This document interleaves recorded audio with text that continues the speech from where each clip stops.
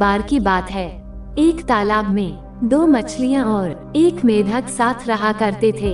एक मछली का नाम शतबुद्धि और दूसरी का नाम सहस्त्रबुद्धि था। वहीं मेढक का नाम एकबुद्धि था। मछलियों को अपनी बुद्धि पर बड़ा घमंड था, लेकिन मेढक अपनी बुद्धि पर कभी घमंड नहीं करता था।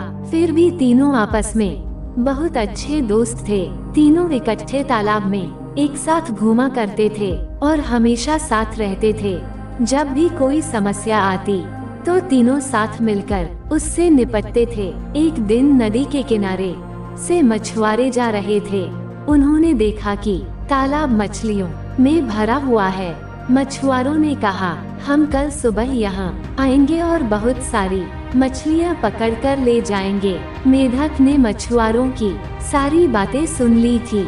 वह तालाब में मौजूद सभी की जान बचाने के लिए अपने दोस्तों के पास गया। उसने शतबुद्धि और सहस्त्रबुद्धि को मछुआरों की सारी बात बताई। एकबुद्धि मेढक ने कहा, उन्हें अपनी जान बचाने के लिए कुछ करना चाहिए। दोनों मछलियां कहने लगी, हम मछुआरों के डर से अपने पूर्वजों की जगह छोड़कर नहीं जा सकते हैं। दोनों ने फिर कहा, हमें डरने की जरूरत नहीं है।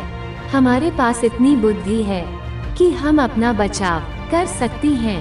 वहीं एक बुद्धि मेढक ने कहा, मुझे पास में मौजूद एक तालाब के बारे में पता है जो इसी तालाब से जुड़ा है। उसने तालाब के अन्य जीवों को भी साथ चलने को कहा, लेकिन कोई भी एक बुद्धि मेढक के साथ जाने को तैयार नहीं था, क्योंकि सभी को शतबुद्धि और सहस्त्रबुद्धि पर भरोसा था कि वो उन सब की जान बचा लेंगी। मेढक ने कहा, तुम सब मेरे साथ चलो, मछुआरे सुबह तक आ जाएंगे। इस पर सहस्त्रबुद्धि ने कहा, उसे तालाब में छिपने की एक जगह पता है। शतबुद्धि ने भी कहा, उसे भी तालाब में छिपने की जगह मालूम है। इस पर मेढक ने कहा, मछुआरों के पास बड़ा जाल है, तुम उनसे नहीं बच सकते हो। लेकिन मछलियों को अपनी बुद्धि पर बहुत गुमान था। उन्होंने मेढक की एक न सुनी। लेकिन मेढक उसी रात अपनी पत्नी के साथ दूसरे तालाब में चला गया। शतबुद्धि और सहस्त्रबुद्धि ने एक बुद्धि का मजाक उड़ाया। अब अगली सुबह मछुआरे अपना जाल लेकर वहां आ पहुँचे। उन्होंने तालाब में जाल डाला।